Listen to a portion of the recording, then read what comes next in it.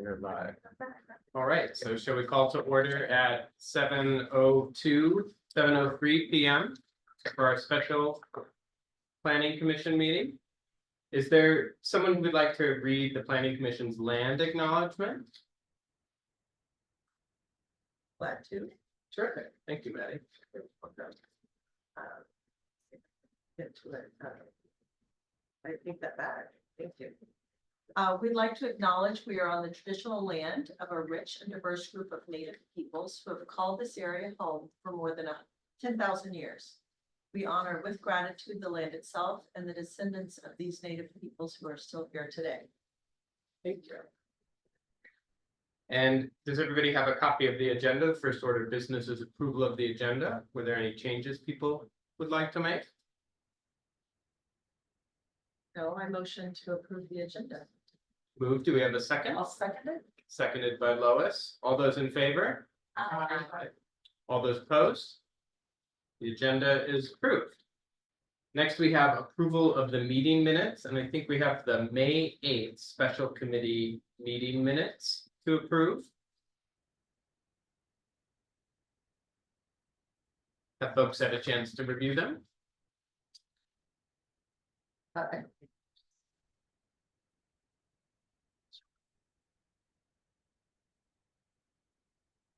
This was not, for some reason, when I looked at my email, that wasn't in it, but it looks like really short. Right, I think it was just in the online packets. Yeah. Okay. Oh, here we go, Climate Policy Advisory Team. I don't think my name's supposed to be there. Yeah, it's missing. So if people are comfortable to approve, I'd entertain a motion to approve. I motion to approve the minutes. Do we have, perfect, all those in favor? Aye. Aye. All those opposed? All those abstaining? All right, minutes from May 8th are approved. So next we have upcoming meeting dates. I don't know if I have those in front of me. Mark, do you know the upcoming meeting dates? I do. Tonight is the last of 6 special meetings that the commission volunteered for. We have a regular meeting next Tuesday. Tonight are the last 2 elements that we're doing first touch on. Everything after this is a re-review or anything that you need leading to June, July completion, open house, public hearing, formal draft document recommendation. We're going to transition softly in July to city council with some background while we're finishing up at planning commission to give the commission time. The next regular meeting is July 9th. I would ask for another special meeting, but the week before is July 4th, so I know that's not going to happen. So is that Yanni in the, is that the one, is he coming in as an attendee? Not yet. Panelist is there. Yeah, I keep hoping he comes in. So are there any absences or conflicts for next week's regular meeting? I will not be here. Okay, Yeah, I'll be in London, so I can't call in. not without being up in the middle of the At night. 3 a.m. All right, so, 12 I'll be here. okay. So I guess we'll have to see if we have a quorum then, given the folks who are not who are absent so far tonight. I will be here as well. I'll be here. Okay, so we'll have some, yeah, David. Okay. And then how about, does anybody know for July 9th? Anybody knows that far? I will be missing that one. I'm out from the end of June to mid-August in the UK. Oh, So, we're all going to. I will make it. okay, I'll be here. okay. Well, it sounds like we'll have a quorum at least for the 9th and hopefully for next week as well. Perfect. Maybe we could, would it be appropriate to send an email to the folks who are absent tonight to see who we might have? I'll do my best. And my mom is going to be. I'll do my best to be. Perfect. I should go. And next we have public hearings as an agenda item. I guess that's for you, Mark. Did we have some dates from Christina about potential public hearing times? Not for this item, this is just that standing item and then. Oh, I see. There's For nothing public comment. associated. But we did have a discussion and the June ones went by the wayside. Hmm, It's not possible. And then we were gonna suggest July 10th, which was filled up by tree board last night. hmm. So we're still open to mid-July after the vacation, somewhere not too late in the month and not in conflict with the 9th or 10th. Okay, But the discussion should be open house, public hearing, and the availability of the draft. So if we have materials, you can have an open house mhm, easily mid-July. And then on Tuesday night, when we talk with Christina about that timing, she could better inform us when that formatted full document would exist, can be forwarded or made available for review, then talk about a public hearing date. So, in the best of all options, that would be early July and then transition to city council. It's looking like it's gonna be a little later. But that draft document has to exist for a public hearing to be held. And then the recommendation comes after that public hearing. What's the filing requirement for the public hearing for that document? Well, the first requirement is next Friday, week from now, I give the draft elements that we've gone through to Congress for the grant. That deadline is Saturday the 15th. Once that's satisfied, the timeline is the planning commission's.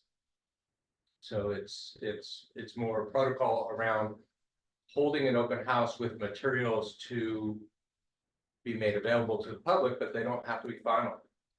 And then before the recommendation is made, they have to be final. The recommendation is based on that. And so the public hearing is the public input on that final document. And if your preference is to not hold a public hearing the same night you make a recommendation, then we'd have to work around a meeting day. But between now and July 8th, there's just Are there other standing meetings on Tuesdays? Generally, because maybe that's something we could put forward here is, which Tuesdays everybody's available for. not every Tuesday is a conflict. So July 9th is you guys. July 16th is free. July 23rd is free, and then I think we have parks on the 31st. I'm free on the 16th and 23rd. This is the starting. You're gone. I'll be gone, yes. I can do the 16th. I can move that. I'm here. I can pull that. And this ends up I'm turning being my phone like back on. Oh, a commission meeting that's open to the public, or is it a different format from what we normally do? Well, I'm more familiar with the public hearing. We'll be upstairs in council chambers with the microphone recorded, podium, formal comment on a existing draft. The open house is wide open, could be at the commons, it could be more of a informal gathering, or it could be in here or upstairs. And you said we had to have the public hearing before we make a recommendation to council. One of the ideas we talked about at the last meeting was doing more of an open house, even if the draft isn't ready, to talk about the process, socialize what we've done, share the bits of the draft that we have on the website, and then do the hearing before the council recommendation. Is the timeline too condensed to do that at this point? I don't think so. I mean, we've been working towards 6 months at planning commission, 6 months at city council. Now we're going to do an overlapping kind of start where we start at city council with some background while they wait for your recommendation. That gives the planning commission more time. As recently as a month or two ago, we weren't even talking about July, but based on where we're at right now, it's looking like July, more work. I don't even want to say the word August yet. But it could very well likely be open house mid-July. Formalize the document with SCJ, schedule a public hearing, maybe early August. And make a recommendation at your August meeting. Is probably a realistic timeline. I think one of the things we've done in the past, just because we're under different rules, like I think the public hearing was more about our values. As a group, we have prioritized doing more outreach so that the council had the benefit of seeing kind of what a public discussion might look like around it. But that socialization can be like the beginning of the meeting to sort of introduce the word and put more verbal context to it that, you know, to go along with anybody who may have looked at it, come there, comment, and then do, you know, follow it with basically an expanded public comment period. Is sort of one that we've used before. I mean, we could use a different one, I would presume, but that's what we've been doing in the past. And so would that be more of an open house kind of format before recommendation? Where we would, Yeah, okay. we got nailed before for moving too fast and loose, and I think the consensus by some was if you are making the recommendation the same evening that you hear a comment, then You're not really taking you're into not account the really- comments, yeah, that makes sense. That's fair. Yeah, My concern is whether or not the public would have an adequate opportunity to know that this event is occurring. So like who would come in such, with such notice? Well, if we talk about a Tuesday night with SCJ, we could pencil in some options. They'll have some input. They would do most of the prep, we would do the logistics, decide on venue, and then do outreach. If the idea is hold an open house for that general kind of participation, even if it's not well attended, it's still a good option. Because as we get closer to planning commission, or excuse me, city council, public hearing and decision, people start to clue in really fast. So even though July is busy, we have the option for an open house. It could be informal. We could put that together with SCJ. They would attend. It's in their contract, and it kind of sets the stage for closure and more formal action recommendation with the commission. So it seems if we decided tonight, that would help kind of get that going. And Yeah, I think tonight, if you're comfortable with those 3 steps linear and not on the same night, open house, figure out how to do it where and when. Public hearing, where and when, probably upstairs, much more formal, and then followed closely by a recommendation. But I also don't want to make it seem like you have only one chance for a recommendation. You know, it's entirely up to you. and do we have a firm date by which the formal recommendation has to go to council? Well, the clock is ticking. The overall plan is due December of this year. Okay, And so the timeline from January to June was, it's nice and comfortable, let's get through what we can at planning commission. Now that it's June, it's what do we have to do to finish up properly? We're gonna overlap now, begin to set the stage at city council as much as we can to give you guys a little bit more flexibility. Their goal is to have as much opportunity while they're reviewing budget to understand your work in entirety, receive more public comment, make changes, amendments, and so forth, and not be rushed by a December deadline. Public hearing and ideally November, December in action. Now, there really is no penalty if we are actively pursuing a public hearing and action. It takes many meetings at city council. We're not gonna be the only one. We don't want to be the last one. Ideally, we're done in December. That's the deadline, but the only impact is we're not eligible for transportation grants, and it's just a bad image. We don't want to be there if we don't have to be. But if it wraps into January, February, and we're getting close, that flexibility is still at council. well, to Mark's question, could we just get an informal sense of the room of whether people are aligned with the sequence he discussed, which is a public open house, just to socialize the process, then followed by the public hearing once we have a draft that we're comfortable with. Yes. And then could we get a sense of the room on, do we feel it's important that the open house be in July, or would we entertain later dates than that? I don't know, concerned how many people are gonna show up in July, I guess is my concern, like how many people are actually on July. I think you're gonna have that in August too, because it's just summer, kids are out of school, so. We find late August and the first week in September to be impossible times to get anyone to show up.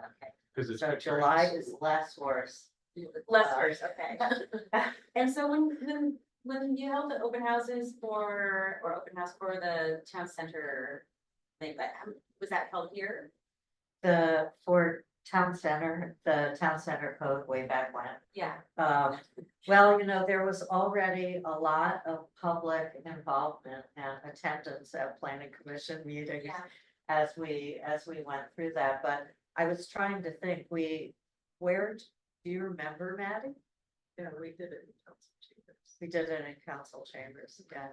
How many people showed up? Actually, no, we did one down here in this room, was standing. Okay. So the planning commission put this down here. But the open house, Well, I was trying to think, I know the public hearing was held. in I don't council think we held chambers. it separately. My recollection is that. It was had at a the same presentation time. by our consultant, Yeah, and then we opened it up to comments, and so people who were already engaged already knew what they were gonna say, and presumably, since it's tough to get folks together, it's nice to combine the event, because you come in, you've got the materials before, you come in and you get a little more context from the consultant presentation, and then you still have an opportunity to say, I would say the involvement by the public so far in this process has been almost non-existent. Yeah. And so I don't expect that we're going to probably see a lot of folks, and so I think we could save ourselves from trying to calendar 2 different dates by combining them, and having our consultant do that socializing. Could it be held somewhere else than here? Could it be held at like the commons? Just to encourage more people to come through? Forwarding standpoint, if we're obligated to, The open house, you don't have to record, we just have to notice it. yeah, for a quorum. I do think from my conversations, a lot of people haven't paid attention yet. And so when people see your draft document, that may trigger more engagement, or it may not. It's Yeah. really hard to tell. So, I'm just wondering if there were eyes on it for the commons, because everybody goes through there. yeah, So, I think what's tough is it's not code, it's policies that inform. But I feel like the community, at least in my 10 years here, they get fired up when it actually is threatening to become.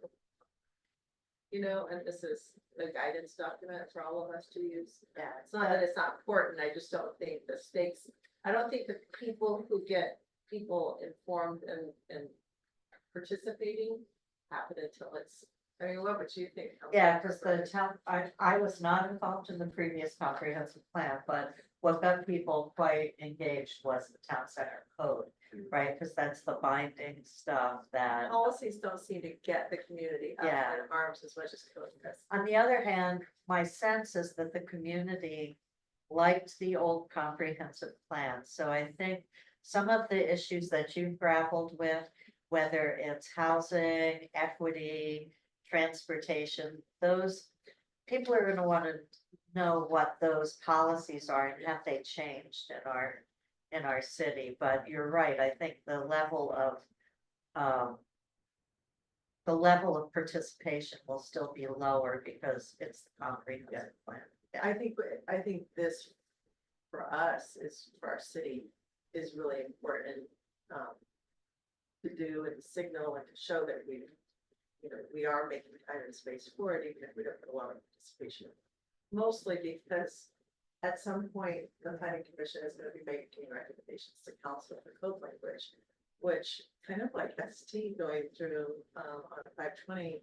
I think by and large, the community isn't necessarily aware of the implications of the state laws that have come down. And Yeah. so I think that hopefully what this will do will signal to the community that there have been some pretty significant state laws that have been put into place in the last 2 years. And one of the downstream effects is that there are updates to our law plan. I think That's what I'm imagining. I don't know how you guys feel about it, but. I'd say there's also a number of folks in our community who worked on the previous Yeah. comprehensive plan. So I imagine once there's a working draft, of your recommendation document, that those folks will start paying attention, Yeah. but anyway, so to your point, I think that an open house could be at the Commons. And, you know, I think Friends of Third Place Commons, because they organize the events there, they could be a liaison, to do that. And I don't know if you heard, they just, hired a new executive director. So I don't know if any of you know Celia Sodal, who's been the head of NOSA. She's the new executive director of Friends of Third Place Commons. So That's great. She is. yeah, she is awesome. She is actually moderating, forum on housing in September. Likely there. September, yeah. Mark is on the group. And the mayor, and God knows why they invited me, but. So, I think that there are groups outside of what we're doing, you know, with an open house or a hearing or any of that, where they're trying to get some conversation started about how housing will be changing in our community and what changes that, you know, are coming down the pike. So I think of this as just one of many efforts, including your own hearing that you'll have by law. Yes. That are hopefully get on folks' radar that our community in the next year to two will be tackling code revisions that are, you know, gonna change, you know, some of the opportunities for development in our.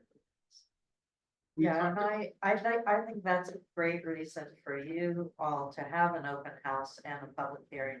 Because I think that it's going to take a series of steps to get people up to speed, and I'm sure we'll get the most I'm intensity. sure. Without And doubt. usually in my experience, people glom onto maybe 5 key issues or changes that they want to see if they're concerned.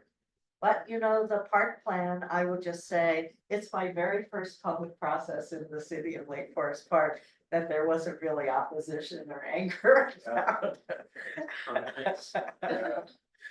Well, Mark, could we, maybe when we regroup next week, could we have some potential dates from you and Christina that would work? Maybe in July and even into early August, if, so that we can just decide at next week's meeting when we'll at least do the open house. Yes. That would get us started. Terrific. Okay. All right, so next we have public comments. Is there anybody for public comment? Doesn't. One change, the city's no longer accepting remote online public comment. We're gonna change a few words on our agendas across all boards and commissions. It's as a result of city council. And since that opportunity for online, or is it online or remote? Public comment, not in person, is no longer there. It'll be uniformly done across all boards and commissions. So we're waiting for a uniform agenda format for that paragraph.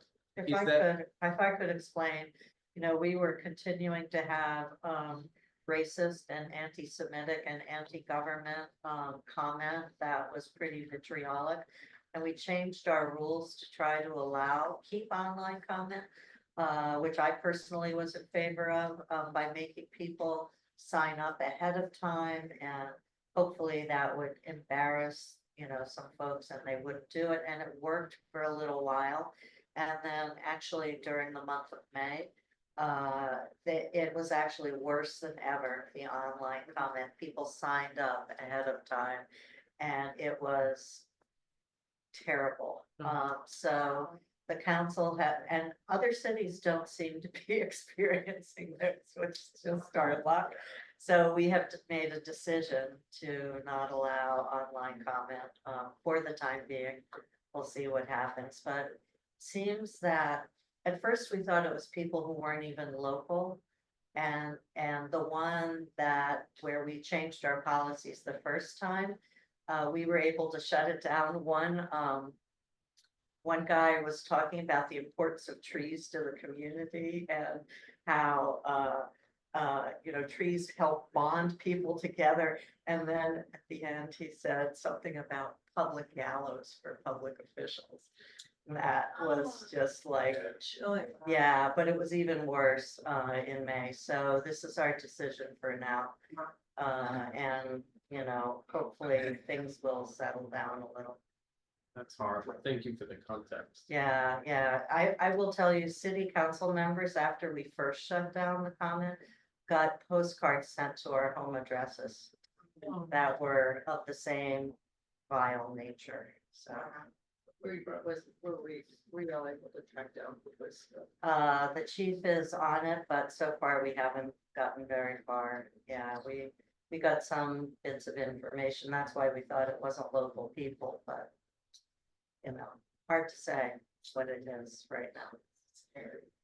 Yeah. Well, So the next agenda topic is your update. Ah, Have you so I been in helped person? you. So, this is my first topic here for you. So you probably have heard about the speed cameras. And we can't So- watch racing anymore. Yes, and we can't watch racing anymore, so I just will say, those signs, we do have evidence of speeding on 178th, and so including people who sometimes drive as fast as 15 miles an hour. So we had enough information, but the signs were prescribed. So we couldn't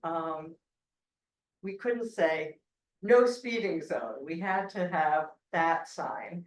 And we have a time window to do this because there's new legislation on speed cameras also. And the rules are so complex right now. To read the legislation is like mysterious, because you have to figure out how different, it's kind of like, the density and the ADUs, how do they fit together, right? You know, so, anyway, so we had a need to, if we were going to make this change, to change the programming of the existing speed cameras in the school zone, basically. We had to do it by the beginning of June. So we did it, and we are studying speed in as for possible speed cameras on Bothell Way and on 104 as well. So those are places where we're looking at it. The funds from these additional speed cameras have to be used for pedestrian and traffic safety under the state legislation. For the time being, you don't have to kick back funds to the state, which apparently, you know, may come back into play. So we've had to, you know, always kick back some money to the state. So anyway, that's going on. There'll be plenty of opportunity before we can actually do things like this. And what we did for the Brookside cameras is you have to do both a speed study and, in other words, a traffic study and an equity study. So we have done both. If you're interested what they look like, they are in the public record for speed cameras. So more to come. We want to use the same information also to advocate to WashDOT a reduction in speed limits on both the 40 miles an hour part of 104 and the 40 miles an hour on 520. We'd like to get those down. Are they looking at 40th place at all? 40th place is a discussion point, because we can potentially have one more camera under the state legislation, and that is the other place we're looking at. So that's been, in other words, it's come up in discussion among council. Because that runs behind the school and that's Yeah, also like. and it's dangerous. Yeah. Yeah. So Parks and Recreation Board has been meeting the proposal to the state to get funding for the design, the preferred design is pending. And that's a 2-year cycle. That's why we had a pretty fast schedule. So we're cautiously optimistic. We'd have to come up with some cost share money for that. So but we're hoping to get a chunk of change there. And then on the buildings Congresswoman Jayapal has put in a request for us for $5 million to, as an earmark, her personal earmark, to try to rehab those buildings, because the state money won't cover the rehab of the various buildings. So, when the mayor and I and, Councilmember Fortani were in DC in the spring, we lobbied on this proposal with our little drawings of the park. The word, we're just very pleased that she was willing to, use her limited earmarks. Now, that doesn't mean we get it, right? But at least it's a hurdle we passed, right? Is that good? We are also updating the building code to meet the uniform requirements and the state requirements.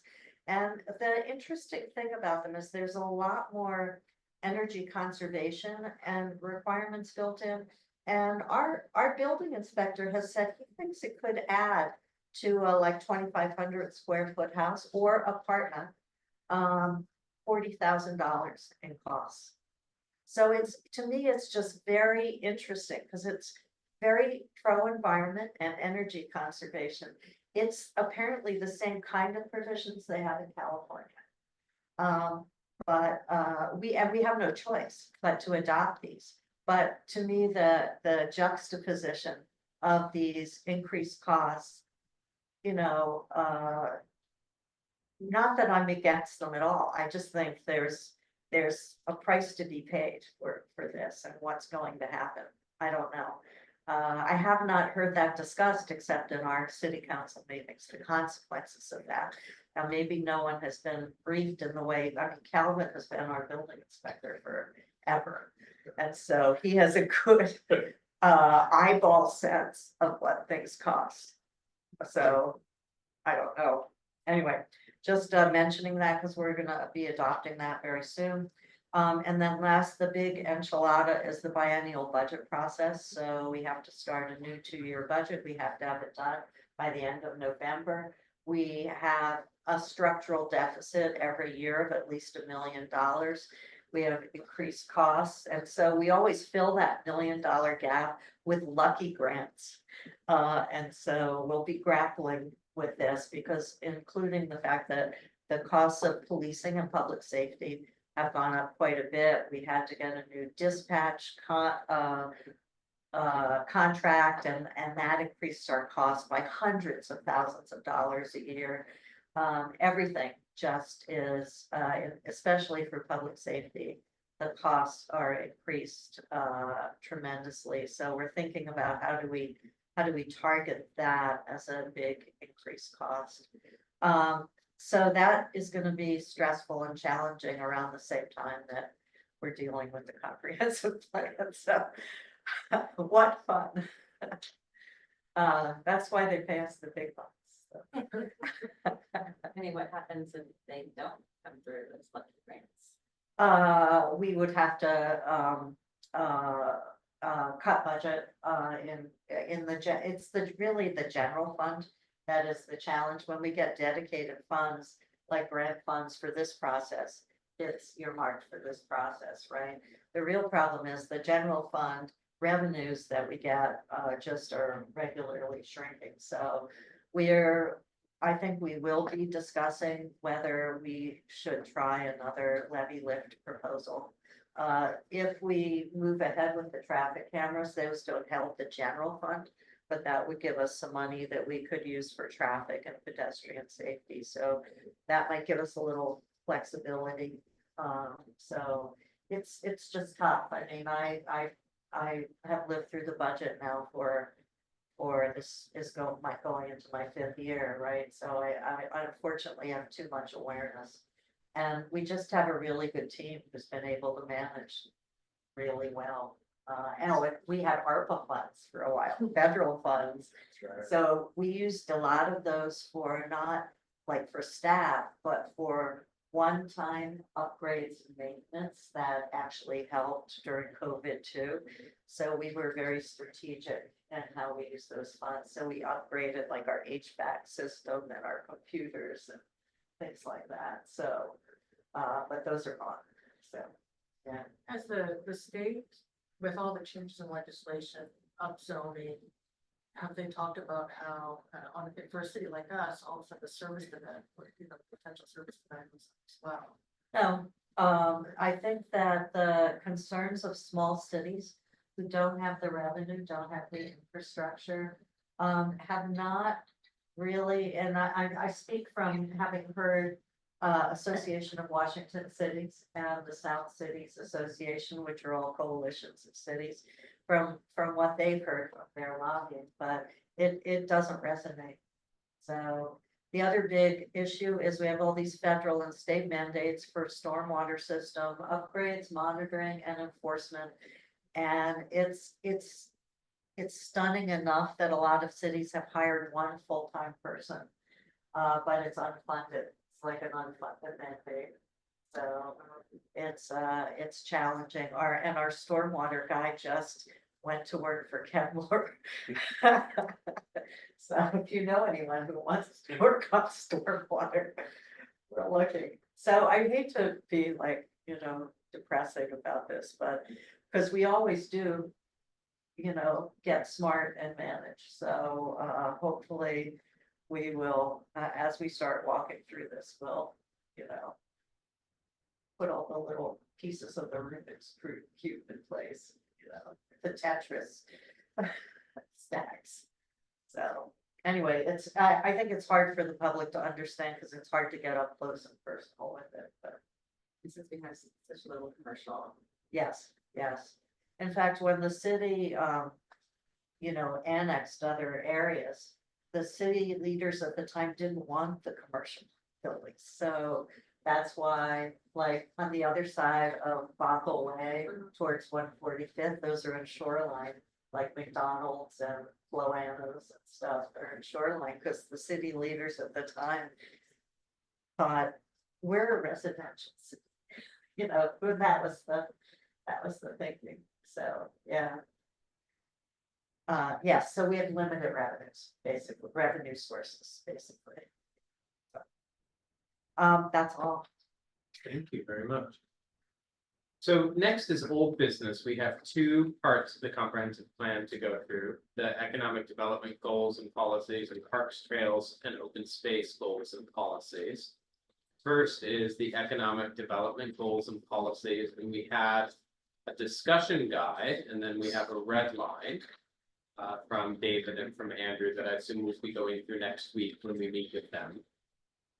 There is some background there.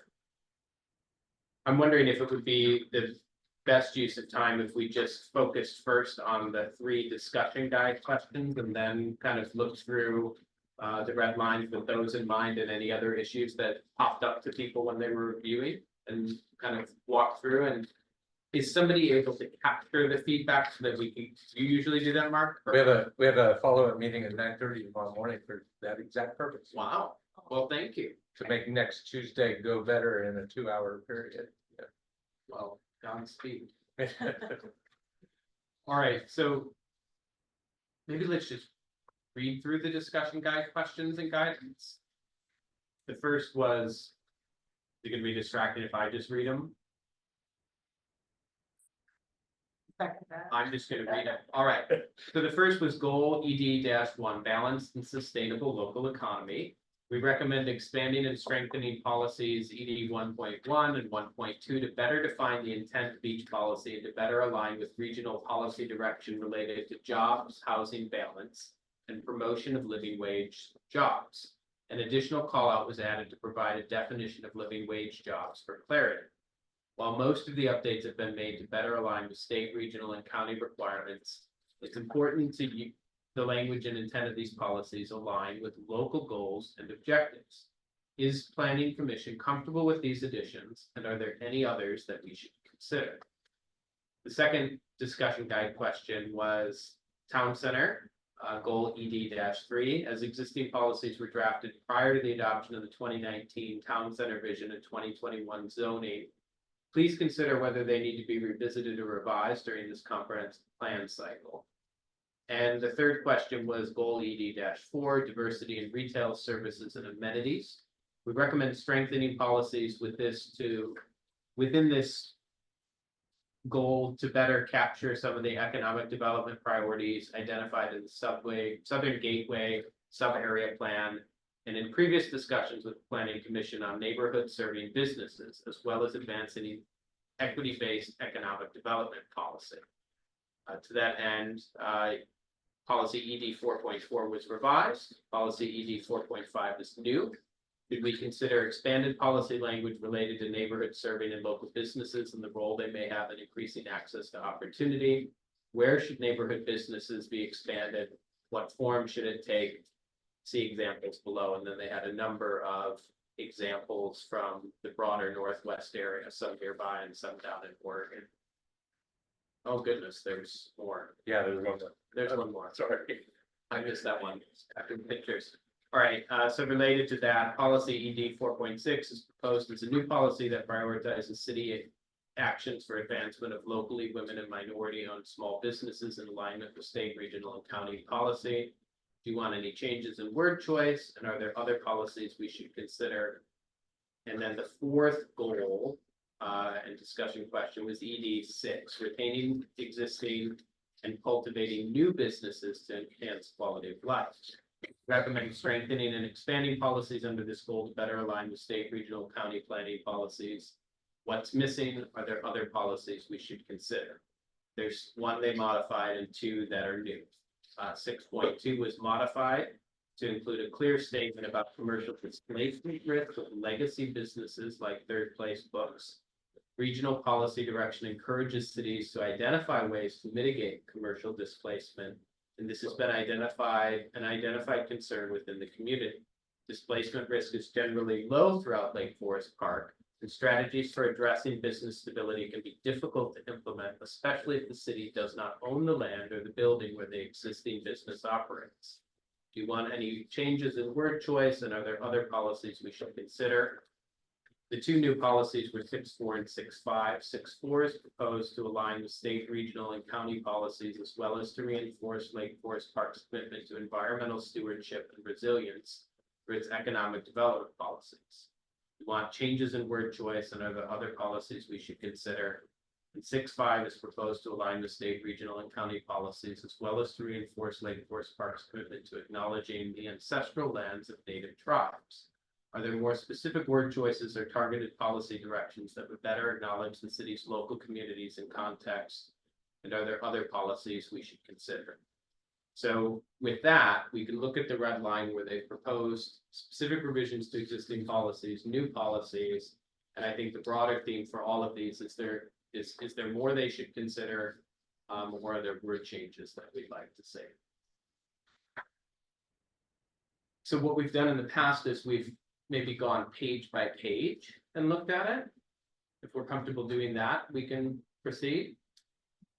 Don't know if we have a way to get it on screen, but I'm on page 15 of the packet that was posted on the city website. So it's the first page and it's the draft from May 10th. That's gonna be hard. That's all right. I think we can just go through our packets. And these aren't yet at the policy goals. This is just the introduction section. Is there anything concerning on that page 15 people wanted to talk about? Seeing no. So next on page 16. And this is where we have goal ED-1. And so we start to see some of the edits and we see the definition for living wage jobs. Are there any concerns with this proposed language?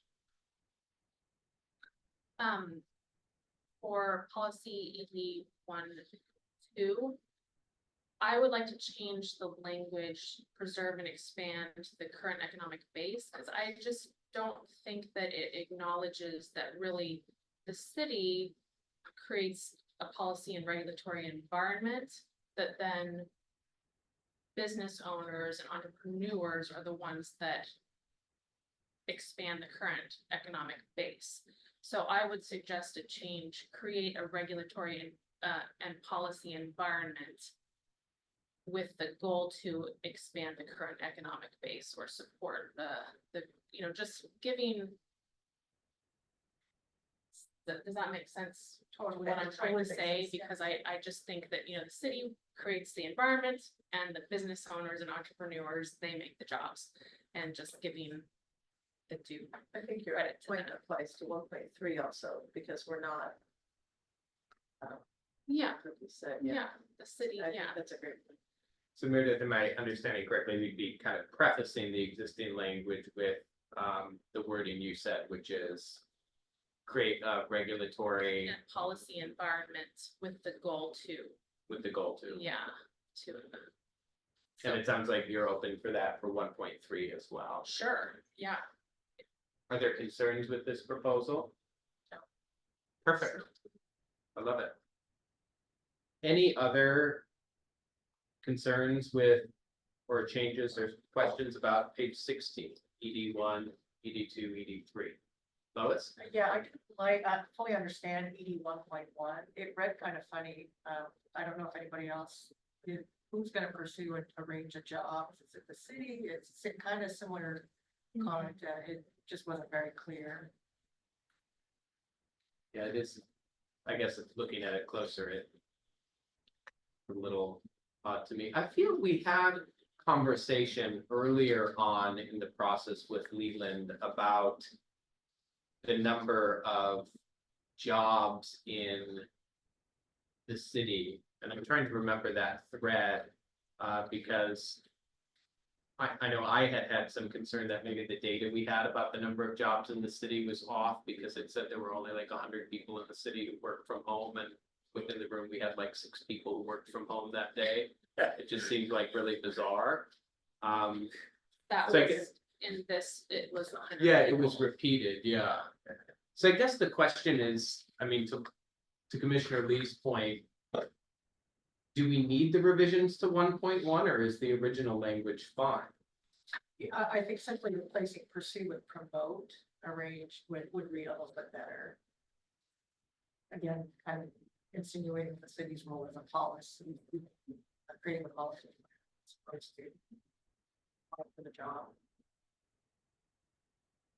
Or maybe even to the point that was suggested on 1.2 and 1.3, use the same language, create a policy and regulatory environment that promotes a range of job opportunities to provide, and the rest of it. Yeah, it feels like they're trying to shoehorn in that piece. The job housing balance. Right, which we have 3 houses for every 1 job, that the, Yeah. I think they're trying to put something in the revision. It like there, it doesn't feel super matched. Right, because we're never going to. I don't know, it feels like we're not creating job opportunities, right, but is this also trying to solve like that whole diagram about staff, like most staff don't. Like people who work in Lake Forest Park don't live in Lake It's Forest Park. part that, yeah, and it's part jobs targets with the countywide planning policies. but we did have enough. Yeah, Oh, yeah. Capacity to get Oh, yeah, jobs yeah, and exceed. But I'm thinking they can discuss this first one. And it's probably all 3 of those issues wrapped in their suggestion. Yeah. Jobs, housing balance, jobs targets. which would imply we need to create more jobs because we're out of out, like we have more housing than we have jobs, and that. And we can discuss that because when I read it, everything we do has an impact on it, but we don't create job opportunities. Right, yeah. Might flag that for next week's conversation, that. Maybe not a super useful policy the way it's written. Like, not really sure what it's trying to solve. I'm kind of personally of that mind. I almost think the original policy for 1.1 was better. I don't quite understand the policy around job opportunities, the balance between jobs and housing.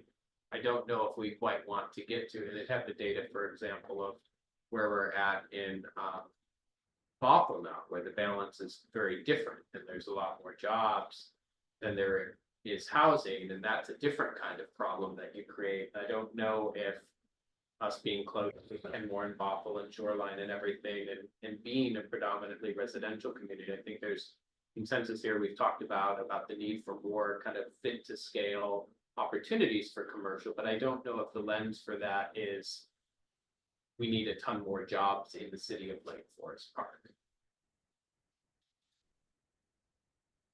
I would agree with that too. Yeah, I think it's trying to fit some sort of checklist as opposed to, is it really within the characteristic of our city? Is there anybody who kind of feels that the policy they're trying to capture with the edits in 1.1 is something that we do need to try to capture, or? We should probably ask them. Okay. So maybe we can make a note to ask them and kind of just note that we were confused and maybe felt to be reverted. So, a second thought for the policy 1.2, through new living wage job opportunities, it seems like to me, there's kind of a clash of priorities because most of the document talks about wanting all of the economic development to be supportive of the needs of the city, the internal city, which would be service, restaurants and bakeries and things that are not going to be living wage job creators.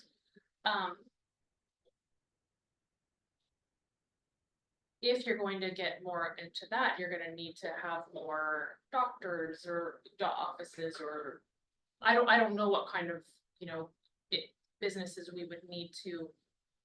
But it just seems like a very big change from what we have. And also kind of tells all of the businesses that we have at town center that, I don't know, it felt a little, a lot of the businesses that we have wouldn't fit into that category, and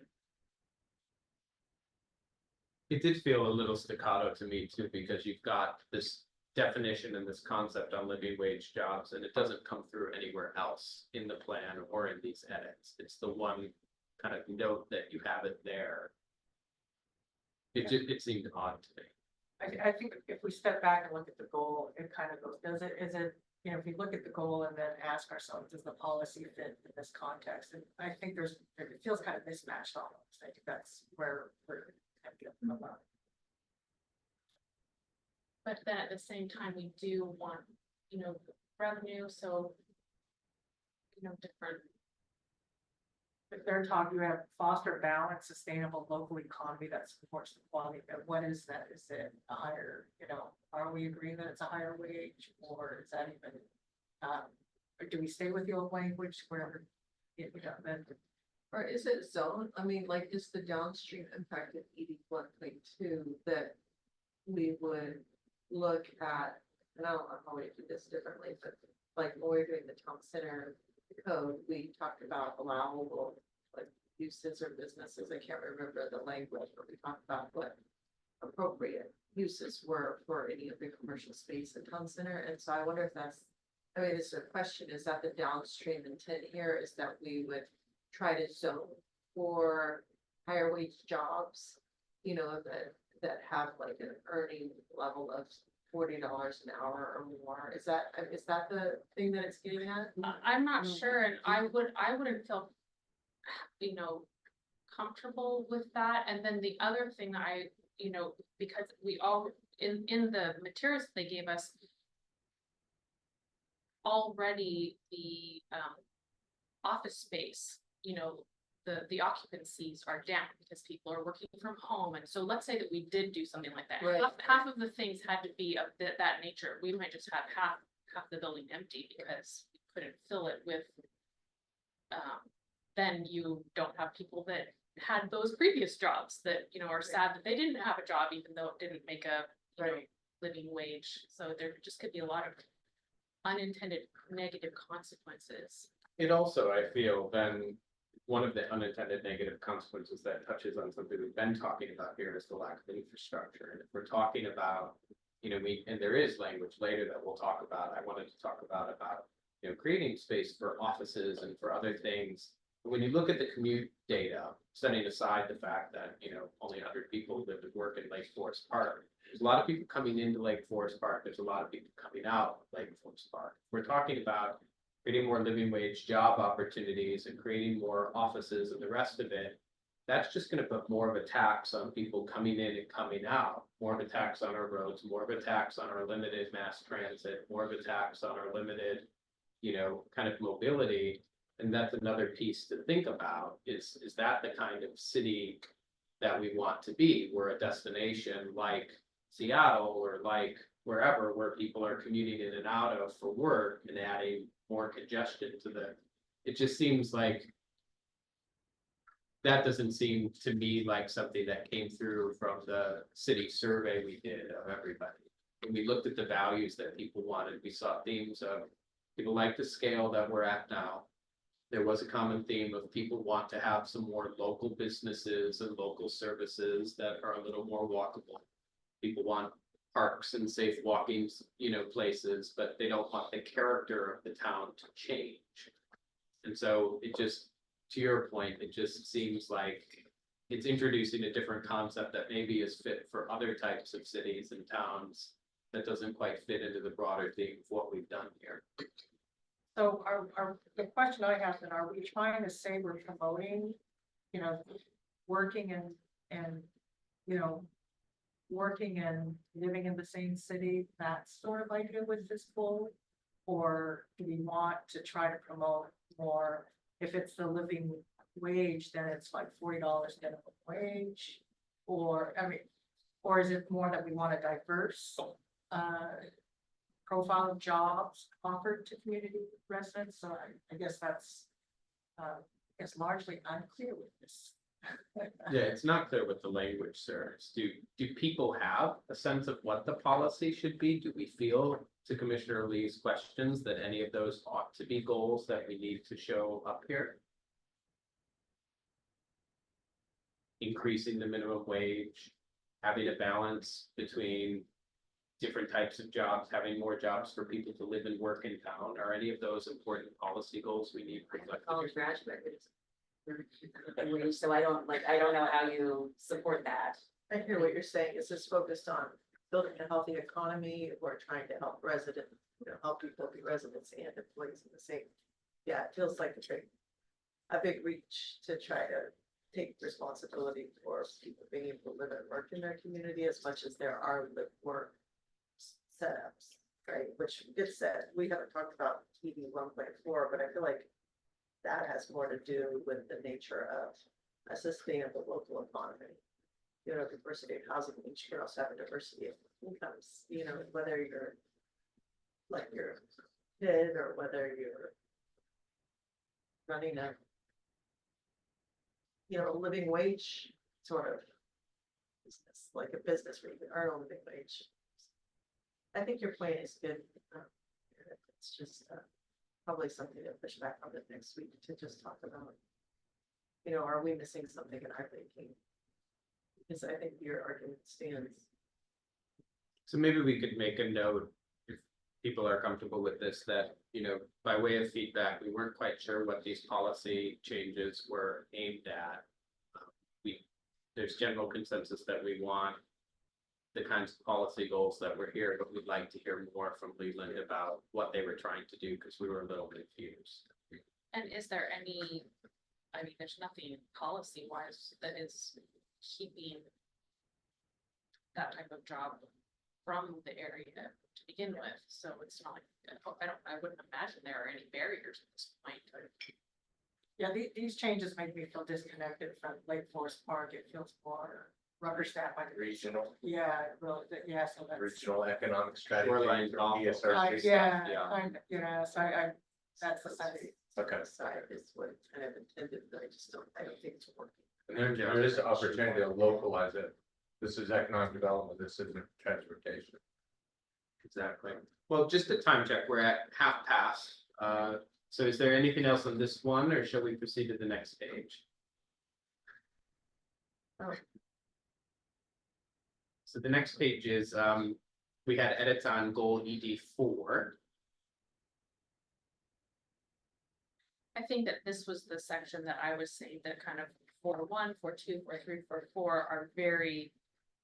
Serve local residents, serve local, so that definitely seems in contrast to sort of broaden what kind of businesses we want brought in.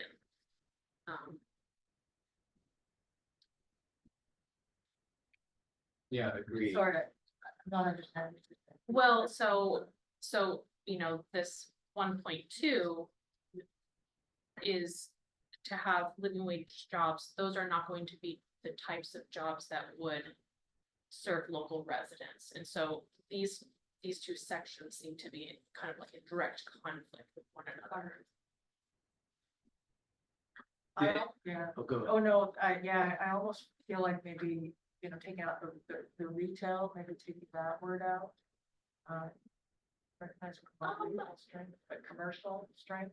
That's what I mean, I wouldn't be opposed to seeing some businesses that weren't directly serving local residents. I think that we could have some more, but I'm just saying what the community has previously wanted, in the past comprehensive plan. And I think, as Sam said, what we saw in the survey is that really these are the policies that resonate with people here.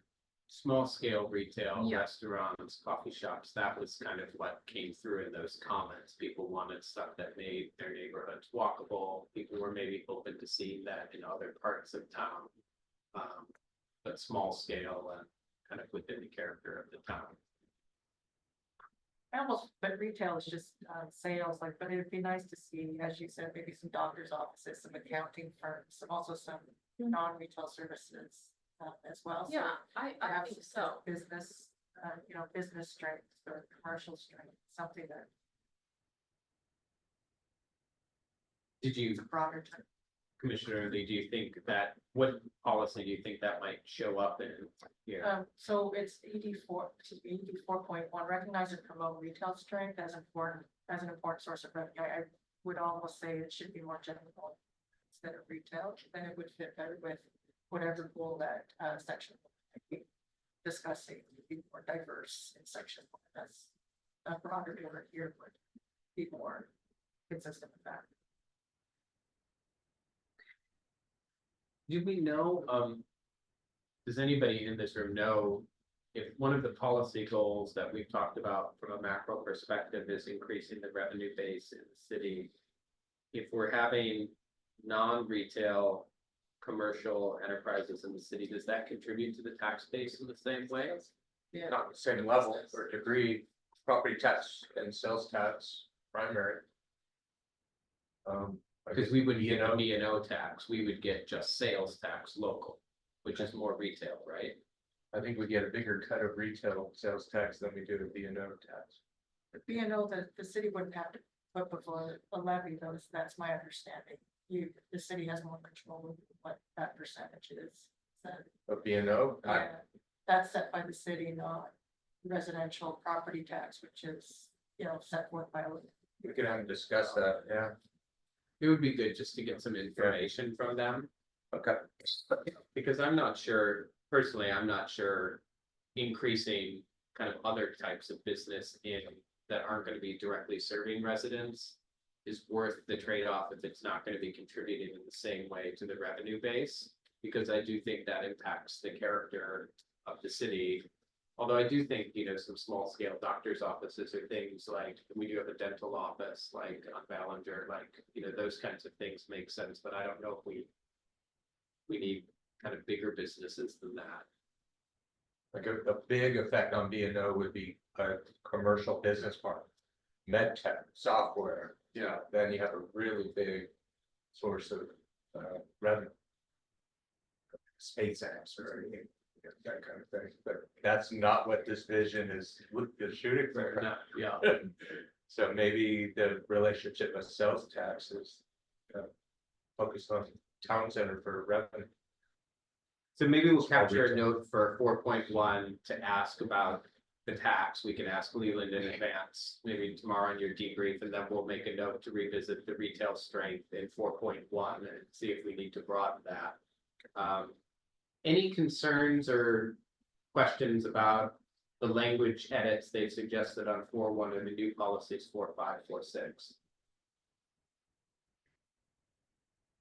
I'm always going to vote for not discriminating against anyone based on their race or gender. So I think same rules for everyone, same opportunity for everyone.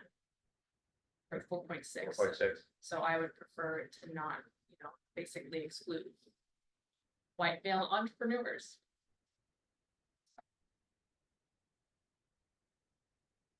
Any other comments, or did you want to propose a language change to that maybe next week for us to consider? I won't be here on Tuesday. I could, but then it's just, what I think every city should do, which is welcome every entrepreneur that wants to come and start a business. Well, maybe if there is a language change that you'd like to share, we could consider it next week, even if you're not here, if you want to send it in advance, or maybe Okay. share it with Mark. Yeah, I mean, I think that not having the policy at all would be the best, because I don't know how you could change it if you're just saying, well, everyone's welcome to, have a business loan and start a business, and that should be the way it should be. Yeah, yeah, I see your point. Is there, within the room then, do other people feel we should include this policy or we should remove the policy? I'm not even sure what our recruitment efforts are. Oh, yeah, Well, that's- that's yeah. The wording in the primary edition is for Vision 2050 and the King County countywide planning policies, and making these consistent with them. That's essentially why that wording is there. Okay. It's the same discussion we had whenever this rises in any element. Equity and equality, the wording, social equity. This is that round of updates that includes these wordings. Yes, we have flexibility for local language. How far afield do you want to go from the CPPs or MPs? Right, their comment on this was that this policy is to drive better among state, regional, county policy. Do you want changes in word choice, or are there additional policies that you should consider? So staff would argue local language, because I'll be in that room seeking certification saying MSRC, no, PSRC. You only have purview over the transportation related elements and items in our comprehensive plan. This is the local language. Primarily residential. This is the language we've chosen. Please certify us. It's your language. Is there a model language that any other community has used? I mean, I get that they're trying to fit in language that's expected, but It's directly from CPPs in every discussion. The last 2 what if it's like a bullet under a broader, like, it's like, a broader policy with like these things, these parts as examples, because I feel like the ED 2.2 is kind of in that same boat. It's like, who's gonna do this? Like, where does that fit in from a staffing standpoint? And I mean, I guess that's part of why the economic development piece isn't required, because there's no funding to support these kinds of initiatives. It's great to have the initiative, but if there's not a staff person that can. Well, there doesn't need to be one dedicated staff person that does that.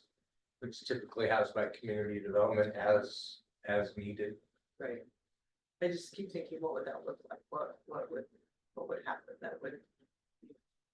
I guess I'm also wondering, at the beginning of their memo that they share under the GMA, they say cities required to plan under the GMA are encouraged to include the economic development element in their comp plan, though it's not a mandatory element due to lack of state resources to fund, or for cities that have chosen to be a residential community.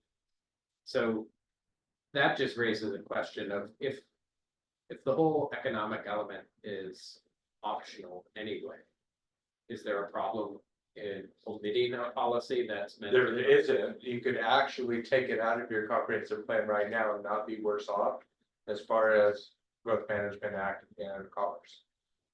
What the advantage Lake Forest Park is, we already have one. So we're ahead of a lot of other jurisdictions. And we have the flexibility for the local language in here because we're just trying to be found consistent with this, King County. How we determine it's consistent is very broad. And it's economic development, so it's not very specific, it's capture your local intent and vision. And I don't see it as a big roadblock going forward.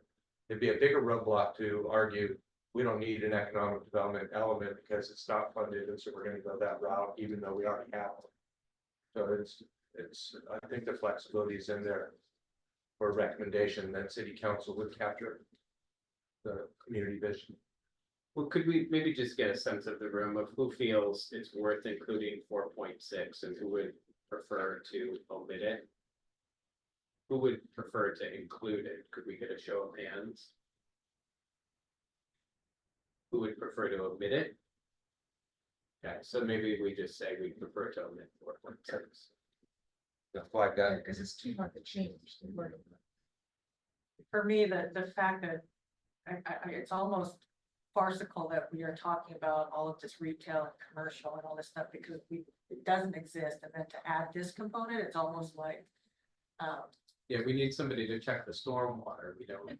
Anything else promoting recruitment of businesses, to the point. All right, anything else on these last ones, or should we go to the next page, page 18? I just asked a clarifying question of Mark. What I heard you say is that when you're presenting this, like, you are going to need to be able to have. Well, you basically let us know when there is some language that is.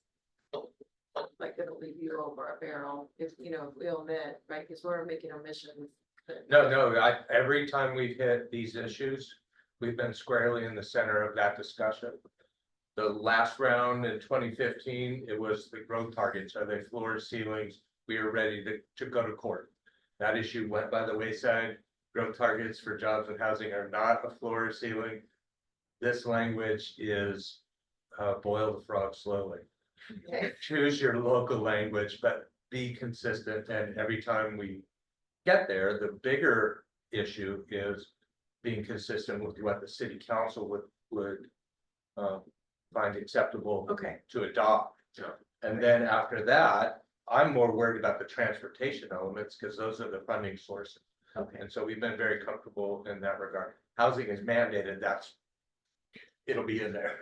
So, Okay. but for elements like this, it's Thank you. capture the local language.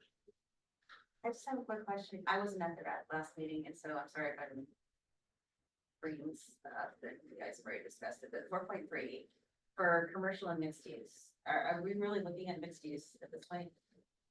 Or even in the future, I mean, given like what our restraints are with commercial and housing and everything, like where, you know, I know that the town center at one point was looking at mixed use, but. As an introductory policy issue, yes, but not as let's implement this on the street right now. Development regulations.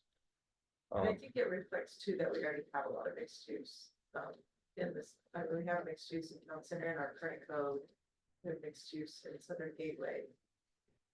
Mixed use down in Bellinger. We have the daycare with the apartments over there. Yeah, so I think it already like exists in our zoning, so I think that was my take on that, because I wondered.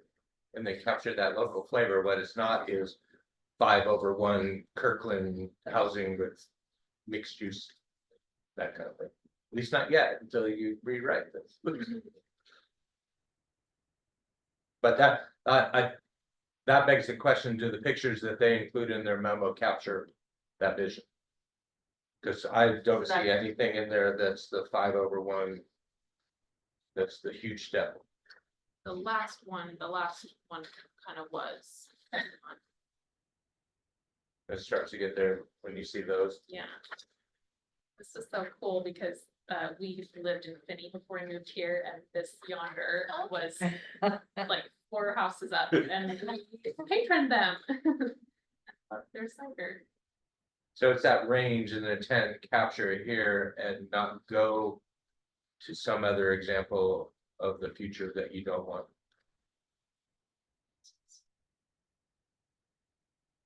Yeah, I think if we were to share these at the open house, we would have different perspectives.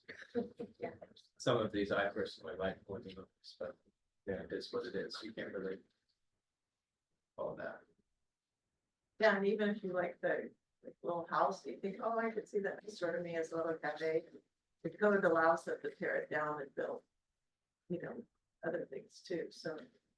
I think that's those unintended consequences of like, oh, if you change that zoning, you know, how do you still preserve that character and this complementary nature of adjacent, you know, uses? Because you can't tell somebody necessarily, they can't tear down the cute little 100-year-old house or whatever is there that they're running a coffee shop out of, and somebody can come and put a really ugly building up because it. Like code. That's the hard part, I think. So on page 18, we have goals 5 and 6. 5, we just had a minor conforming edit to the goal, and 6, we have 2 new policies and 1 policy that's been amended. Any thoughts or reactions to these?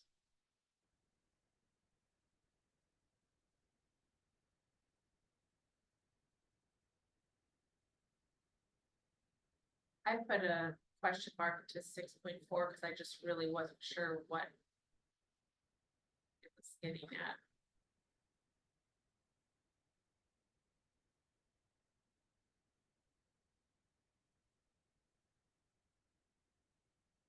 Yeah, I would interpret maybe 6.4 to be like a policy, like if there were.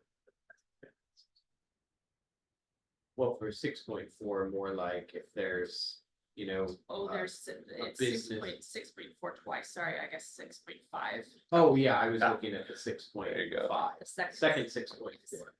Like I was thinking that, is that the one you were asking a question The about? second one, yeah, just a question mark, I don't know really what that means. Yeah, I mean, I would assume that would mean like, hey, if there was like a historic queer bar in town, then when we're making investment decisions and that's significant to a cultural population, we should be taking that into account. And I think in their commentary, they talked about third place books being kind of a significant kind of community space. But I don't know, and if we have others apart from third place books that are economic assets, culturally significant economic assets. Yes, and you know, Merlot Geyer could take it away tomorrow. No. I mean, we don't have any local control. Commissioner LeBron, are you saying that you want to take it out? Well, I just wasn't, I really wasn't sure like what kind of public investment decisions, what are culturally significant economic assets. Just, I would not have gone to third place book as a culture, because it was with native tribes. I felt like this was in line with the last 5 points. 4.6 the minority business and that sort of thing too. That's why it's being suggested to at least ask the question in this discussion. Yeah, I feel like it's disingenuous. Like, I feel like we've talked about it in other areas of the comp plan where to me it was more significant, such as in housing and land use and transportation. You look at areas that are disadvantaged, but for some reason in economic development, seeing that here, and I'll repeat that, is doesn't seem as genuine because our economic development is so there's such a paucity of economic development in this community to begin with, and then to stick these add-ons and diminishes the need for me. So I would prefer not to see 5, the second there 6. as well. Yeah, for the And the discussion guide question on this, or the discussion guide on this actually suggests something different, which I'm not quite seeing in the policy language. So they said this is proposed to align with state, regional, county policies, as well as to reinforce LFP's commitment to acknowledging the ancestral lands of native tribes. Are there more specific word choices or targeted policy directions that would better acknowledge the city's local communities and context of other policies we should consider? I mean, it doesn't seem like it's focused on ancestral lands of the tribes in the actual policy language. Yeah, but why here and not say in land use as strong, other areas where it feels more significant, I don't know, that's just this sense that I get, but I don't know. It's- It sounds like there's a couple of people who would prefer to omit this language. Everybody else, how do you feel? Alyssa, Sheree, Maddie? Would you be comfortable omitting or would you prefer to keep? I'm comfortable with it. I think I have more questions about what, their intent was here. Right. Okay. So, and sadly, I'll be at the meeting, but I do think, yeah, I think anything that's included anywhere in this comp plan update definitely needs to not be like lip service or something. And I think that, you know, or if we're missing in other sections, you know, we should look back. And. Yeah. That's. Yeah, I feel the same way that I'm questioning why they put that in there. I mean, for economic development, I'm thinking about our waterfront park, like, but is that sort of, as a, for example, in particular with native tribes, is that part of it? I'd be curious what Deputy Mayor, you know, might offer to this conversation. It's not just about indigenous communities, but it is, Yeah, I don't view that as part of our economic development, yeah, but I do view it as relevant right, for the yeah, park. where it fits and Yeah. yeah, so forth. And we have a tackle park shed, maybe we try to figure out how to move that over, but. We have Okay. town center second. On the memo thing, on the discussion thing, it was. Oh, yeah, the discussion, so maybe let's close the note on 6.5. It sounds like there was consensus maybe to omit, but then also questions of what the intent was. So maybe let's ask for them to share a little more if they needed about intent, but say the general consensus was to omit it.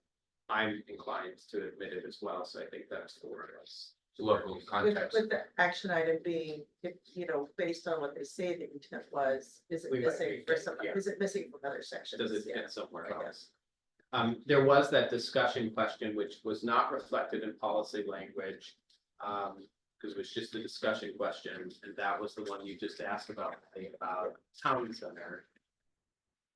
And it was question 2, so as existing policies were drafted before the 2019 town center vision and zoning. Do we need to revisit them or revisit them during the comp plan cycle?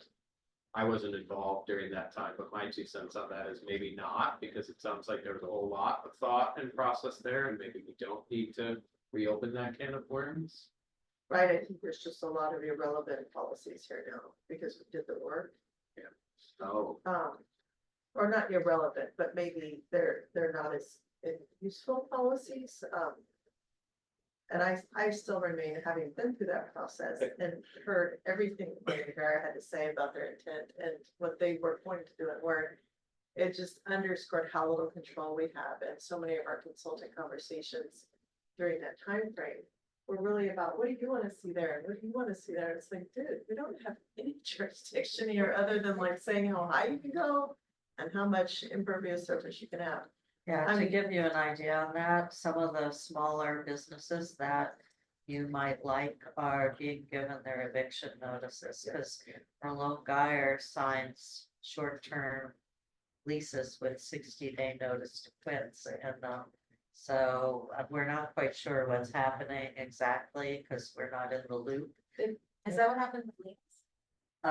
No, it's what's happening to the knitting shop and Oh, 2 trading tigers, and I heard the gallery too. The gallery has been receiving,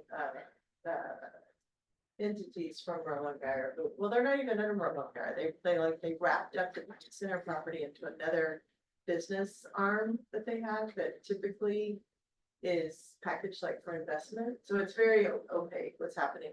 But yeah, at the gallery, they regularly have, Merlot Geyer representatives, although that's not their name now, bringing folks in to look at the space where they were gonna do like a root beer shop and something else and I stuff. heard also like some kind of gaming Yeah, place. Yeah.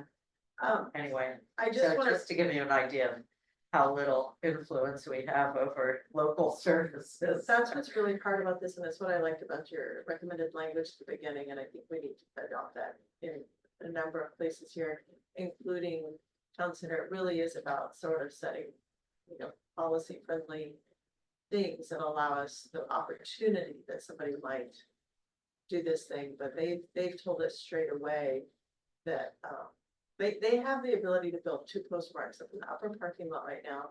The plans they showed us during that work showed them, removing that whole arm where 2 Trading Tigers is all the way to the grill. So everything, including the grill, would be torn down, and they put the equivalent of 2 postmarks in the upper lot. And then What do you mean by postmark? up at 15th and 175th, those that. High apartment Yeah, building. apartment buildings. Yes. I'm sorry, I've said this so many times, I'm just like, still on the same, but, so they currently, under current code, have the ability to build roughly 2 of those. Or that massing there. And they've already said they would remove the commercial, Third Place Books already said that they would, and maybe some things changed in the last few years, but they had said there's no way they could survive construction. Of that in the upper parking lot, so they would automatically go away, and Merlot Gar has not agreed to provide any public benefit unless we of course want to pay them, including paying market rates for what would be the Third Place Commons in the future. Like we already pay a little bit for that space. And so I just feel like this language should probably clear that up to make it really clear at a policy level. There is a certain amount of control, because that whole process got the community so excited about what could happen at town center. It's like, we can't code for anything you actually, because that's. I like the wording because it's support, Yeah, promote, exactly. it's safe. As soon as you cross into something stronger, they have an attorney that'll contact me, accuse us of tortious interference, and we're not. Yeah. I'm not doing that again. I would like to propose in this section, since I won't be here next week, you guys can talk about it with Christina, but I would like to propose something that I saw in the language for parks, and I didn't copy it over here. But there was language about the city prioritizing or looking for opportunities to purchase property for open space and parks. I think in this section, we should also look for any opportunity there would be for the city to purchase the town center, so that this entire area is city-owned property. If we need more offices or services or public-private partnerships or senior housing or whatever, like we could then engage in a public-private partnership that aligns with our values versus, I get it, Merlongar has a cookie cutter approach. They have a business model and they're working it. And you can't fault them for that. But if we own the property, then we could actually put into play projects. So I just like to recommend that we have an item that uses the same language, and I'm glad to email it to Mark for your consideration next week, that the city would make a play to own these 17 acres. I'm So the looking at city- you. I know, that's the next step is city council. All or part, right, but like, that's the way we're gonna get control over what is built here, and Yeah, just for those of you who don't know, Merlot Geyer manages elite college endowment funds. Yeah. And that's the return on, they're seeking have a maximum business model, return on yeah. investment, yeah, so. if they're gonna put a shovel in the ground, they've gotta get 20% out, not 10, or whatever their thing is. And for me, the conversations are often like, if you were like, that park at 2847, 2847 Northeast 178th Street is so wonderful, and it's like, it's not a park, it's my backyard. You're welcome to come to it, we can hang out and have tea, but it's not a park, and so you need to stop talking about what a great park it is in the community, right? Like, I feel like that is analogous with how we often talk about town center. It's not ours, we can't, it's not our center, it's not our heart, it's not, we don't own it. So there was a suggestion. Do people feel there's consensus with Manny's proposal of maybe asking the consultants to kind of redo the policies in goal ED3 to be a little more focused on using the language that Meredith had proposed in the other section, promoting, I can't remember exactly, but policies in a regulatory environment that support And then to the extent any don't kind of lend to that, you know, maybe they can give us a recommendation on which ones to omit in ED3, but we really want it truncated and a little more reflective of the fact that we don't own it, we don't control it, and we can't dictate what they do with it.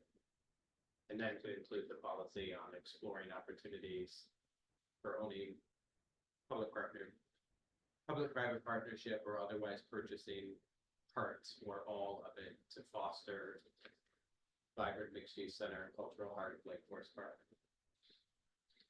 I would agree with that, yeah, but. Yeah. I'll send some language and you guys put you on it.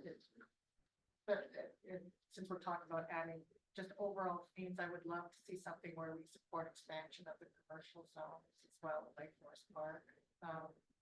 We hang so much on town center, but there are other areas of Lake Forest Park that really benefit from nodes of commercial. And I think I sent everybody a land use. It'd be nice to see it here as well, promoting the expansion of commercial. So along 104 SR 104, for example. I think the language in land use that I'd suggested was actually an implementation language to look at, I don't know, an EIS or a sub-area study of expanding commercial zones. But echoing that here, I think That makes sense. Could we maybe make a note of that and see where they could bring that through here as well? Yeah. Got it. Awesome. So the rest was page 20, the background analysis. Unless anything was burning on page 20 or 21, maybe we could proceed to parks and the remaining time we have left. Yeah, most of that demographic stuff will be updated all the way into December in city councils. As needed. Oh, yes, there's quite a bit on the charts and everything. So where do we go next? Let's see the page. It's just a comment though. I noticed climate change folks didn't comment too much on the economic development section. Yeah. 3 other elements, the ones that we had at whichever meeting. So on page 38, they have discussion questions and guidance for the parks. They're much shorter than the prior ones. First, incorporating resilience, should we prepare additional background analysis and policies to address social cohesion as a way of improving community resilience? 2, equity, please carefully review and confirm the suggested changes in policy intents are appropriate for LFP. 3, legacy 100-year vision plan. Are there additional considerations from the legacy 100-year vision needed to incorporate resilience and equity? And then 4, parks and recreation advisory board priorities. What other priorities should be included in this element? And so then we've got the intro, page 39.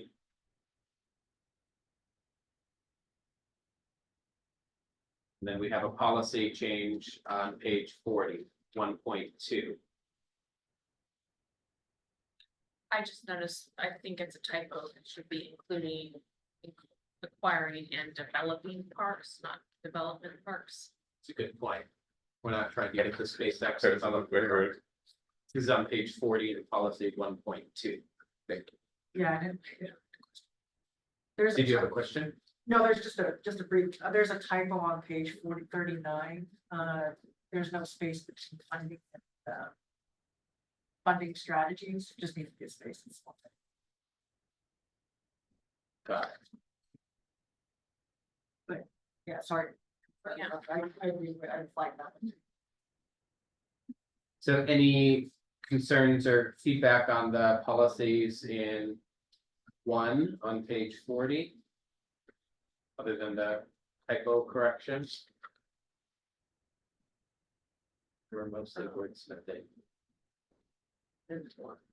On Tuesday, one general question is going to be posed from Christina. Do you agree with moving these blue noted implementation items to an implementation section? Or are they of a level of policy that they should stay here? Or which mix? Without getting too deep into each individual ones, in general, We agree with the split. There will be a whole new implementation section. I'm sorry, all right, It's page 40. it's different, which I don't want. Do people feel that 1.3 through 1.7 should stay in here as policy or be adjusted to be more policy and less implementation actions? And for the implementation action section, is that gonna be like a separate section of this or an accompanying document? It'll be incorporated into the comprehensive plan implementation items from all elements. So these individual ones will not get lost. They'll just be moved. Ported over? Yeah. To format. And then the thought is because they're in an implementation chapter or section, they get more visual, more use. Does anybody have a strong reaction to that for any of these that are flagged? Looking around the group. Yeah, I have a few things, I think, because I won't be here next week, I'm gonna just put a lot of these things are more minor questions that I can send Yeah, to yeah. Marcus. And Christina, but I just think my only feedback, they feel fine for implementation, but there's some vagueness that like complete improvements in all parks, like what improvements, I feel like it needs to reference what it's talking about, you know. For I'm sorry, 1.3, for 1.3, for yes, 1.3. yeah. So there were just a few things like that, but I feel like that we could use our time better than having to be throwing off about that, you know, I don't know. So I could share them with them. Could I add one thing? We have the PROS plan, the Parks, Recreation, Open Space and Trails plan. And we do have to update that at some point in time. It just has fallen through the cracks of not having enough resources to work on that. But I think that predates not only the waterfront park, but even 5 Acre Woods. So, you know, having a new plan with community involvement is something that's definitely anticipated. So I just wanted to flag that related to park improvements, because we could have a big wish list, but Is that, it's maybe then instead of complete improvements, it's, you know, it's like tackle the priorities of the post plan or something like where you Yeah, reference the document, so. yeah, I'm just saying, That's a good you point. could use the PROS plan or the idea of a plan as- in the future as a mechanism, because I don't think that, I mean, again, what are the improvements? It could be, Sure, it could be a wish list, or in which case you're not gonna complete it all, or, right. but so you do need priorities. How about on page 41, unless there's anything still on 40? I was just gonna say, you can almost do away with, you know, either 1.2 or 1.3 if we do, you know, we can almost combine those in that language out, so it's not so redundant. Combining 1.2 and 1.3. Yeah, I really don't like the word 1.2 as something.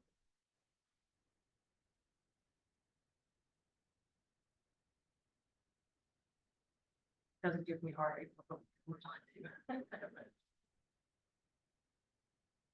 One of the items in the memo was this discussion questions and guidance of incorporating resilience. I think I noticed that too.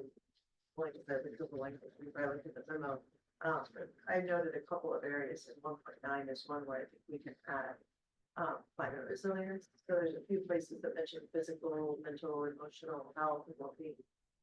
In this part, in this section, and I think climate resilience is another important aspect. It's not just the health benefits we have from being adjacent to green spaces, but the climate resilience that we have, and if we wanted to really underscore that value, since we haven't been able to make big contributions to housing and economic development for the region, we can talk about the, you know, the ecosystem services that are provided in our community at the benefit of our surrounding neighbors, and that might be a way to also kind of keep drawing attention to.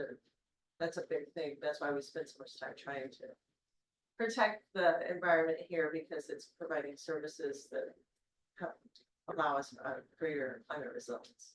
So maybe capture as a note to work that concept into 1.9.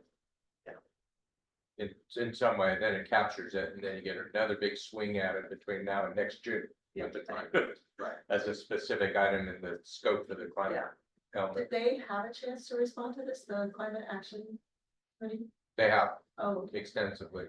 And so their comments are now incorporated into 3 elements, but prefaced with that there will be another opportunity because the climate element is coming. So it didn't have to be all encompassing. Any other thoughts on page 41 here, finishing policy 1 and starting into policy 2 on trails? Either this one or 3, I thought would be nice to maybe put a nod to SR 522, just mitigating SR 522 to interconnect the park with the center, the city center, city facility.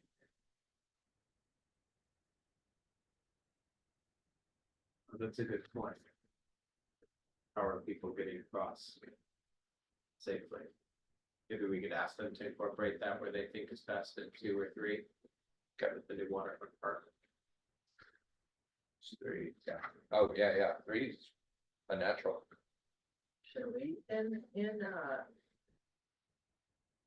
maybe it is a bit too, but 3 also uses our reference piece, safe streets, so that we don't have to, like, that would be a reference, like, kind of like with the post plan. Because safe streets identified a lot of this work, maybe, like, there may be a place to put that in as a reference. In 3, Yeah. maybe we can ask them to do that. Yeah, look at a bit, so that I like the idea that our comp plan would reference other good bodies of work our city's done. And certainly if we have more traffic cameras and we have to make pedestrian and traffic improvements with the money, then an update to Safe Streets would also probably be a good use of some of those funds to make sure that we have the right priorities. So moving on then, we were on 42 and 43, safe access to parks and environmental protection. Anything else left on 41, 42, 43 that people wanted to comment on? That's each number on each itself. 41, 2, and 3. That's, Oh, 72, 73, Yeah. okay, thank you. sorry, that's okay. The wrong numbers here.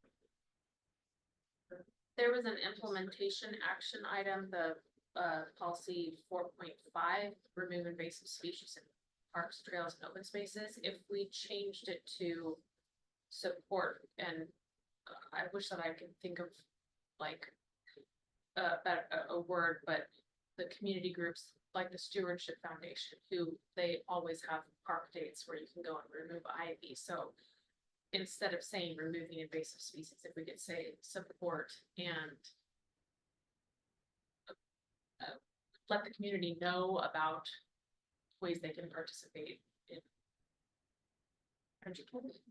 I could, Well, just the community groups that are specifically the Stewardship Foundation that's already doing that kind of work, and, you know, maybe just amplifying their work days that are already happening. I can flag it and make sure we can augment it as written. But it's a good moment to tell you that last night the tree board finished their 3-meeting look at wording on tree related existing policies in the comprehensive plan. I'll put it in strike out underline form and give it to you in June. It's highly likely that that one is one with suggested language. Got it. Because the language is very familiar, I just don't remember 4.5, but anything tree related was listed, examined, they read the whole comprehensive plan, and we talked about language. There was no wholesale rewrite, and so it's pretty easy document to digest, and then we'll incorporate it in as you see fit. Anything else in policies 3 or 4? Or maybe policy 5, active parks? Just a comment, I was surprised that there wasn't as much promoting access, the equity issue that we saw so much earlier. I didn't see that you're promoting access, equitable access to these parks, which we saw in land use. I don't know if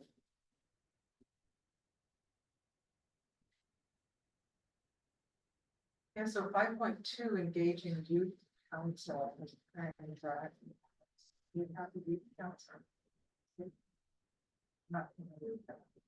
I have a note in here thinking that we should probably broaden that to include a broader range of stakeholders, like a nod that we want a broad group of stakeholders, because in this case, it could be the Stewardship Foundation, it could be local experts, youth council, and then we can like maybe name some of them as examples, but maybe take some of the emphasis off like youth council, so only stakeholder that we were. It's a thought. I don't Yes, know maybe if we currently have a youth council. I'm not heard of it. Maybe we just, to Maddie's point, we asked for 5.2 to be updated, to engage stakeholders, relevant stakeholders and community groups. Now, here's the other golden nugget. A week ago, we were at Parks and Recreation Board and we asked them, can you please review your Parks and Rec Trails open space element? How long do you need? At the next meeting at the end of June, they're going to inform us on what they see, and here it's highly likely that one will be consistent. They'll say updated. So they have their eyes on it, knowing that by the end of June, they need to be done. Okay. But I have the flag either way.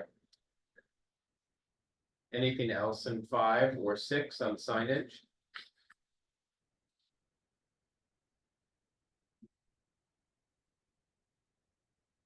How about on 7, 8, and 9?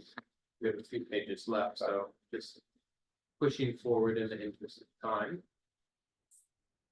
So arts and culture, So 7, I would kind of like to keep the goal the way it was, and maybe get rid of continue and just develop and expand public access to art and cultural heritage for public places.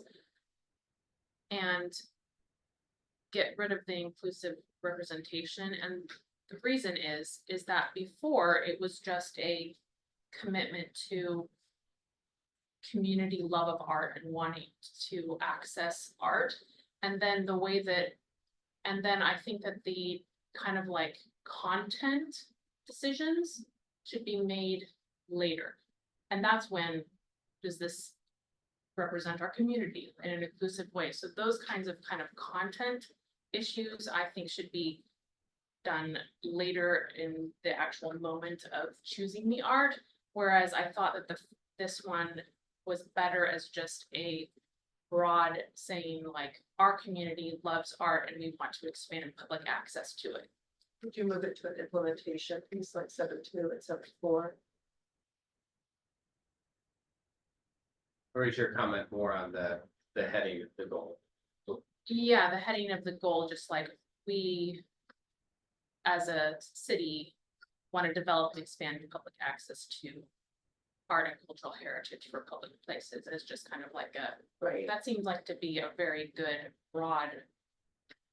And then content, whether is the content of that art would be cited at a later point. That's what I was asking, would you take it out of that broader piece and make it like 7, or an implementation policy? Would you capture the interest in inclusive representation as an implementation policy, the way 7.2 and 7.4 are being applied?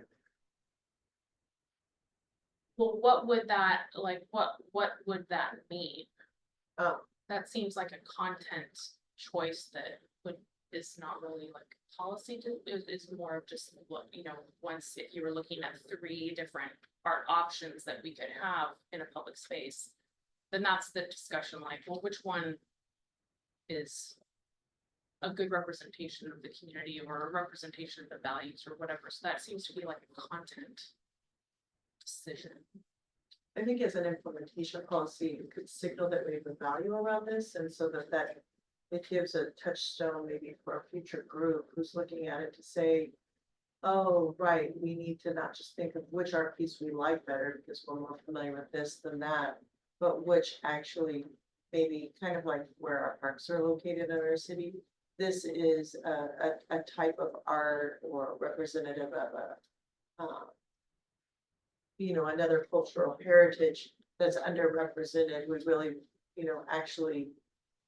Like it just signals to them that there's more than just which one do you like, but also which is representative. Like, but again, I mean, I see your point about the broader piece. That's why I was wondering, would we move it down as an implementation point? So that we don't lose the opportunity to signal to future policymakers that this is an important aspect of this policy. I would support that personally. I think an implementation action around, or an implementation action around considering inclusive representation in art and cultural investments and heritage in public places. So that we have that as a lens, that's a value. And an implementation. What do you think of that, Meredith, in terms of the compromise, or are you just Okay. full stop it, opposed to it? No, I mean, I don't, that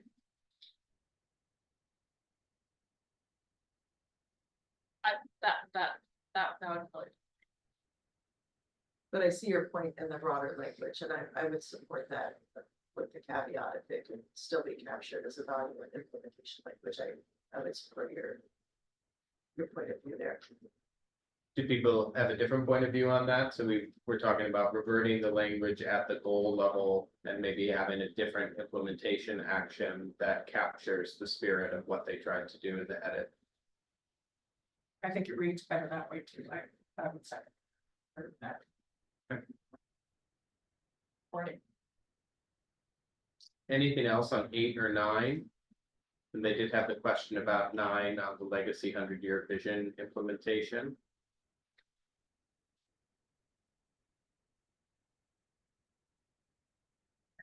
Comments, just, there was some redundancy, and also I wondered if we could add a metric like. I'll give this some thought, let's put it in my notes. Okay. Sorry. No. On 9.5, what's meant by to develop Creekside? Utilize conservation easements or other means to expand wildlife corridors to daylight creeks and to develop Creekside. Oh, yeah, something's missing. Creeks like what? Is it like riparian areas or habitat or? Yeah, maybe we should, I mean, I understand wildlife borders and daylighting creeks, but. Develop creekside. You don't usually want to develop a creekside. Right. I don't know. Anything else in 9 or moving on to 10, which is our last one in the policy section here? Just 9.1. Support expansion of existing and new parks and active parks, especially in or adjacent to centers. And I just didn't know if that conflicts with the prioritization of neighborhoods that don't have access to parks. Because if we group them all by town center or, anyway, I just didn't, it seemed like that might be in conflict with wanting to make sure that we have good distribution across the whole city with access to green belts and parks. Maybe we could just suggest omitting that last part, especially in or adjacent to centers. Or even add, you know, with priorities around underserved areas or something. Yeah, there is, I do think we have that somewhere else. 9.8 and even in 9.1 we've got. So I just, maybe it's better to just strike that one.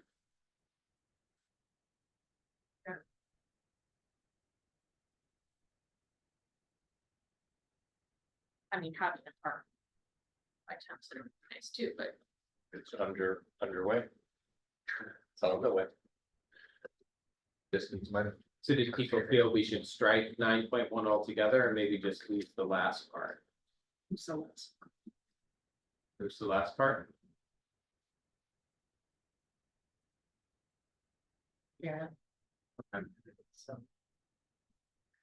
Anything else in 9 or 10? In 9.7, it says develop community gardens, but isn't there one already in Animal Acres? So maybe just the idea of expand community gardens, like just to acknowledge we have one already. So develop more. Yeah. support expansion and development of community gardens. That also gets to resiliency as well.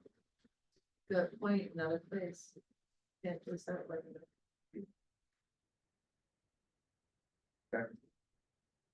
Anything else? Otherwise, I think maybe we'll skip the background analysis for now in the interest of time. I had a question about, Ted.